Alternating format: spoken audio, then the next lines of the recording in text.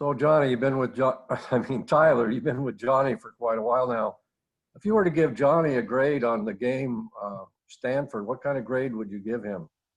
Um, I'd probably give him an A minus for sure. He played his butt off. I think he didn't really have any missed assignments or personal errors. I know he was kind of tough on me, and I would have probably gave myself a worse grade, but I think he probably had an A minus or B plus around that range. Matt Preem, 247 Sports. Yeah, Tyler, I was going to ask, what's the things you need to clean up on? You said you give yourself a harder grade. What are the things you need to clean up on from week 1 to week 2? I think there was just a lot of plays left out there, specifically by my decision making. We could have a lot of more explosive plays. Obviously, that one interception, just trying to force the ball late over the middle, and another one, just trust my feet and hit the check down if it's not there. Things of that nature. But honestly, I felt like we pushed the ball down the field well. We just need to finish it when we're in the red zone. Eric Skopel, 247 Sports. Another person you're pretty close with is Ryan Mock, who was just out here talking. Can you reflect upon his journey and then what it means to see him earn those kind of national and conference accolades in his first start too? Yeah, it's amazing for him just because I've been his roommate for almost over 2 years now, and I remember those days back then where he was thinking about transferring. It was looking bleak. He's getting the 2 reps with the center. Then he worked his way up. I think he just always the big thing for him. He just kept his nose down and kept working. Just knowing that he kept his faith in the process, and I'm glad to see it's actually paying out for him. And he knows that there's a lot more work to be done, and we're not going to settle just for 1 week and a win. So we got to keep moving forward, and I think he's got his great mindset about that. AJ McCord, Coin. So I'm curious of your conversations with Justin Herbert still, and how much you guys talk, especially after your first start. Have you guys talked at all? What sort of communication and feedback has he given you, I think? Yeah. He texted me after the game. Good job, and we talk a little bit after each game about how he's doing. And I got a lot of feedback from a lot of former athletes, and it's always great to hear from them. I'm really close friends with a lot of those guys, and it's good to have that connection still there. Ryan Thorburn, Register Guard. Tyler, you guys, as advertised, did take a lot of shots downfield. What are the keys to throwing the deep ball and completing it? Because, typically it's a low percentage play, but your guys made some plays out there, and it seemed like something that was pretty consistent for you guys. Yeah, it's just about giving those guys a chance. They're extremely, extremely talented athletes, extremely well ball catchers. So Coach Moore always harps on 100% of overthrown balls are incomplete. So if you overthrow it, then you might as well not throw it as well. So you just got to give them a chance, let them make a play on the ball if it looks right. And obviously, you got to take your chances, and that's our goal, is to have explosive plays. But if it's not there, we got to learn to settle for the next read or the check down. James Crippia, the Oregonian. It's going to sound pretty obvious, but you guys were on schedule pretty much all night. When you see 9 of 11 on third down, and that's not a number that you're going to see very often, as good as that is, what was your takeaways from seeing 9 of 11? It was obviously it was the run game, it's the pass game, but you were 5 of 6, and they were all for first downs. Yeah, I think that's just great play calling, great execution, and great job by everyone on the O-line, wide receivers, running backs, just recognizing what they're in, and that just came with preparation in the week prior, and then just executing on the field. So obviously that's a goal we were going to strive forward, and hopefully not settle for anything less than that than good percentages on third down. Matt Preem, 247 Sports. What are the challenges with Washington State's defense? This is a team that's always given this program a lot of trouble. They're a really talented defense. They're fast. They fly to the ball a lot.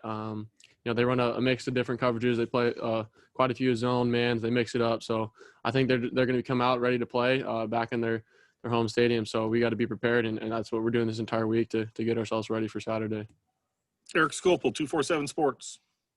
Follow up on what you said earlier about a couple of years ago, tough for Ryan to kind of know what the future held. And I guess, how did you encourage him? How did he encourage you? And I guess I'll throw Alex Forsythe, and then I know you guys are also roommates, but kind of how did you guys keep each other focused when playing time wasn't immediate?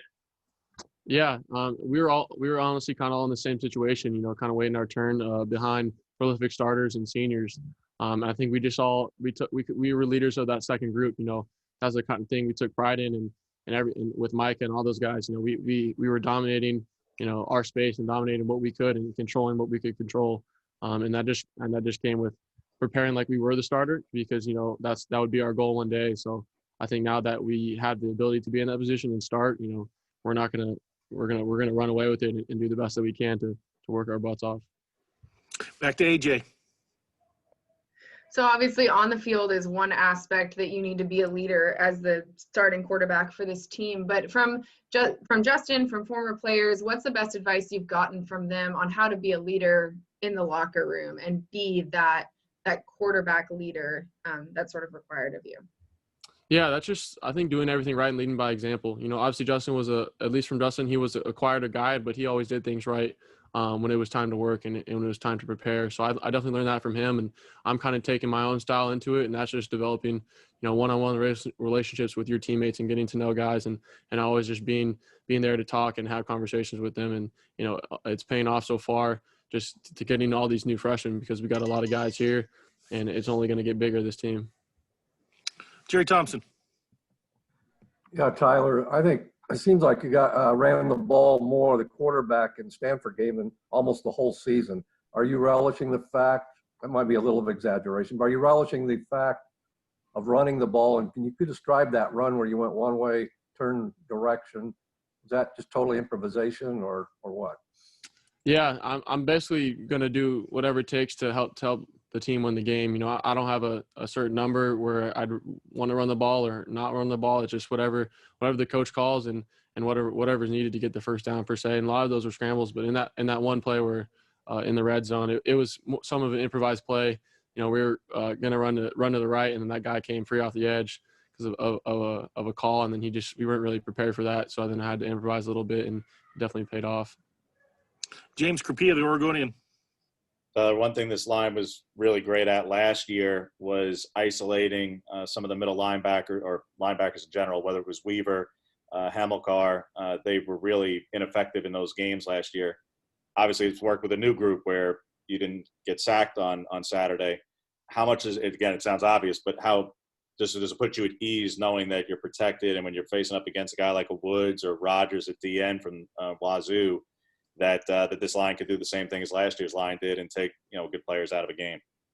Yeah, that just goes to says a lot about their preparation in the week. You know, they take their craft seriously, and Coach Mirabal is one of the best coaches we have on staff, and, you know, that group is dialed in always. And obviously this line we have right now, you know, you pick your trade, they can play every position, and they work really hard. So obviously, I feel super comfortable most of the time back there, just because, you know, we know what's the protection, we know who's hot and everything like that for the most part. So I know they've been working hard, and I'm excited to see what we can do going forward.